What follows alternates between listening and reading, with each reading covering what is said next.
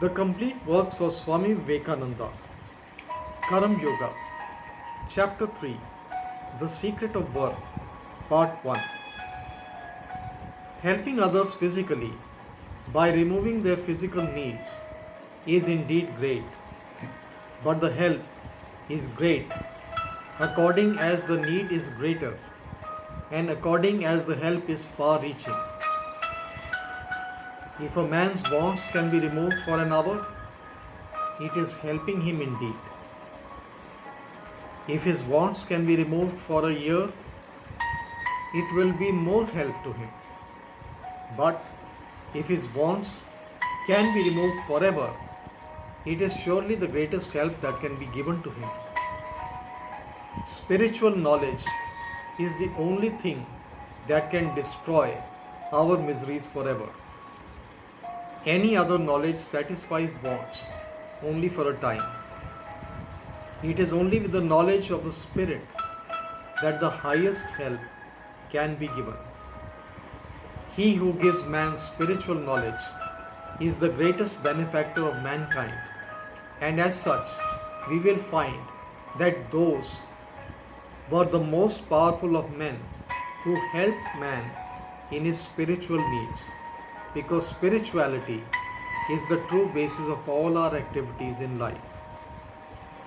A spiritually strong and sound man will be strong in every other aspect, if he so wishes. Until there is spiritual strength in man, even physical needs cannot be well satisfied. Next to spiritual comes intellectual. The gift of knowledge is far higher than the gift of food and clothes. It is even higher than giving life to a man, because the real life of man consists of knowledge. Ignorance is death, knowledge is life. Life is of very little value if it is a life in the dark, groping through ignorance and misery. Next in order comes, of course, helping a man physically. Therefore, in considering the question of helping others, we must always strive not to commit the mistake of thinking that physical help is the only help that can be given. It is not only the last but also the least, because it cannot bring about a permanent satisfaction. The misery that I feel when I am hungry is satisfied by eating, but hunger returns. My misery can cease only when I am satisfied beyond all want. Then hunger will not make me miserable. No distress, no sorrow will be able to move me. So that help, which tends to make us strong spiritually, is the highest. Next to it comes intellectual help, and after that physical help. The miseries of the world cannot be cured by physical help only. Until man's nature changes, these physical needs will always arise and miseries will always be felt, and no amount of physical help will be able to cure them completely. The only solution of this problem is to make mankind pure. Ignorance is the mother of all evil and all the misery that we see. Let men have light, let them be pure and spiritually strong and educated. Then alone will misery cease in the world, not before.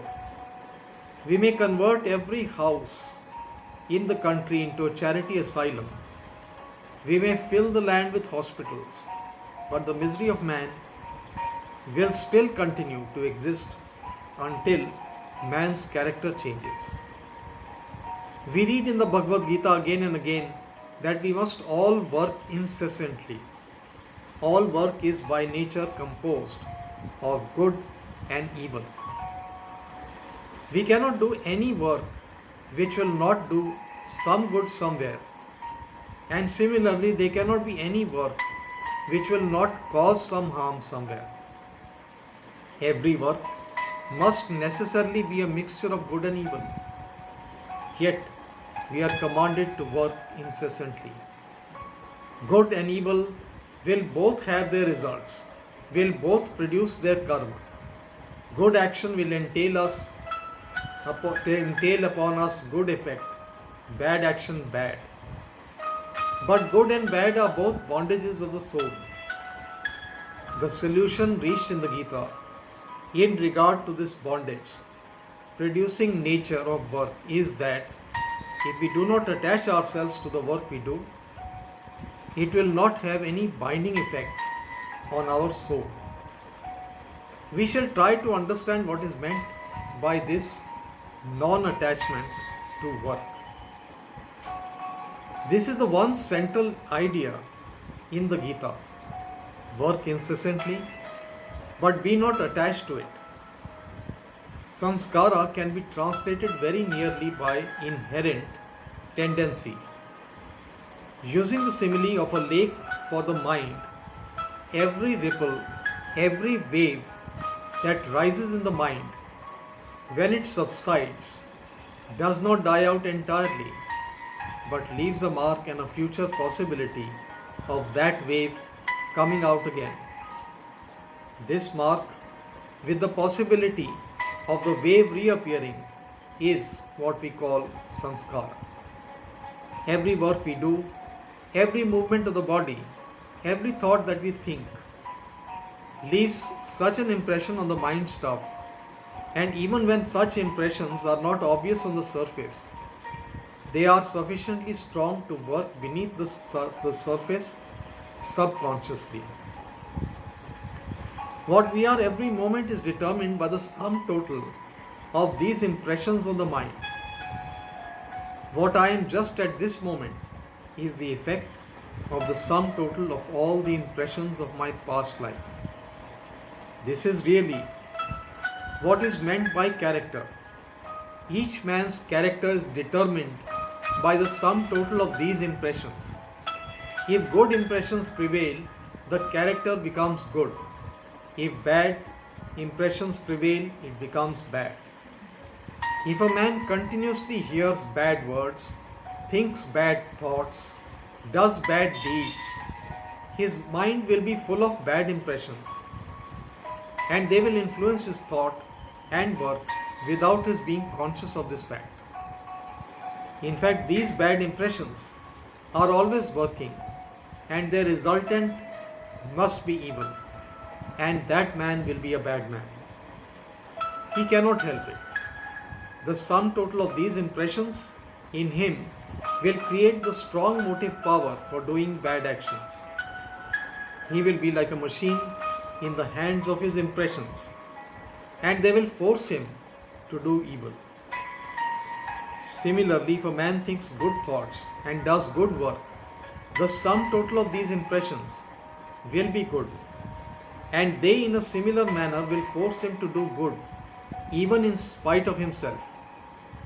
When a man has done so much good work and thought so many good thoughts that there is an irresistible tendency in him to do good in spite of himself, and even if he wishes to do evil, his mind as a sum total of his tendencies will not allow him to do so. The tendencies will turn him back. He is completely under the influence of good tendencies.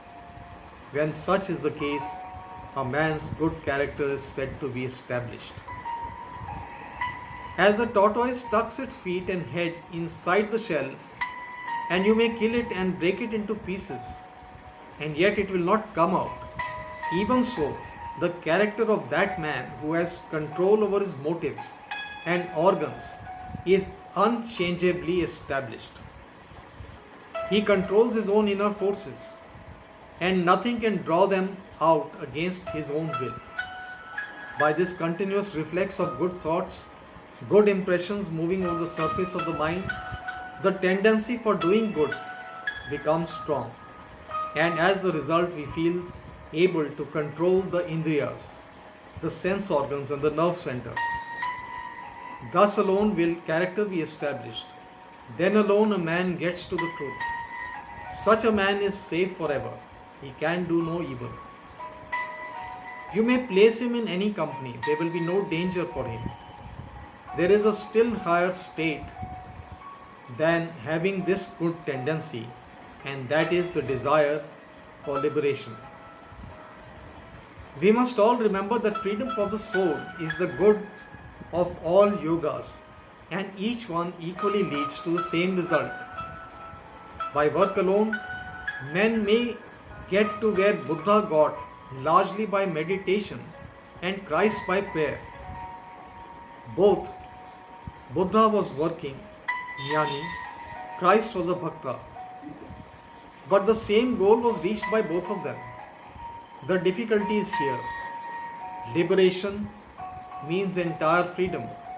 Freedom from the bondage of good, as well as freedom from the bondage of evil. A gold chain is as much as a chain as an iron one. There is a thorn in my finger, and I use another to take the first one out. And when I have taken it out, I throw both of them aside, because I have no necessity for keeping the second thorn, because both are thorns after all. So also the bad tendencies are to be counteracted by the good ones, and the bad impressions of the mind should be removed by the fresh waves of the good ones, until all that is evil almost disappears or is subdued and held in control in one corner of the mind. But after that, the good tendencies have also to be conquered. Thus, the attached becomes the unattached. Work, but let not the action or the thought produce a deep impression on the mind. Let the ripples come and go. Let huge actions proceed from the muscles and the brains, but let not them make any deep impression on the soul. How can this be done? We see that the impression of any action to which we attach ourselves remains. I may meet hundreds of persons during the day, and among all the faces that I saw, only one face comes to mind. The face with which I perhaps met only for a minute, but which I loved. All the other faces have vanished. My attachment to this particular person has caused a deeper impression on the mind than all other faces. Physiologically, the impressions have all been the same. Every one of the faces that I saw pictured itself on the retina, and the brain took the pictures in, and yet there was no similarity of effect on the mind. Most of the faces perhaps were entirely new faces about which I had never thought before. But that one face, of which I got only a glimpse, found associations inside. Perhaps I had pictured him in my mind for years, knew hundreds of things about him, and this one new vision of him awakened hundreds of sleeping memories in my mind, and this one impression, having been repeated perhaps 100 times more than those of the different faces together, will produce a great effect on the mind. Therefore, be unattached. Let things work. Let brain centers work. Work incessantly, but let not a ripple conquer the mind. Work as if you were a stranger in this land, a sojourner. Work incessantly, but do not bind yourself. Bondage is terrible. This world is not our habitation. It is only one of the many stages through which we are passing. Remember that great saying of the Sankhya, the whole of nature is for the soul, not the soul for nature. The very reason of nature's existence is for the education of the soul. It has no other meaning. It is there because the soul must have knowledge, and through knowledge free itself. If we remember this always, we shall never be attached to nature. We shall know that nature is a book in which we are to read, and that when we have gained the required knowledge, the book is of no more value to us. Instead of that, however, we are identifying ourselves with nature. We are thinking that soul is for nature, that the spirit is for the flesh, and as the common saying has it, we think that man lives to eat and not eats to live. We are continuously making this mistake. We are regarding nature as ourselves and are becoming attached to it. And as soon as this attachment comes, there is a deep impression on the soul which binds us down and makes us work not for freedom but like slaves. Therefore, the whole gist of this teaching is that you should work like a master and not as a slave. Work incessantly, but do not do slave's work.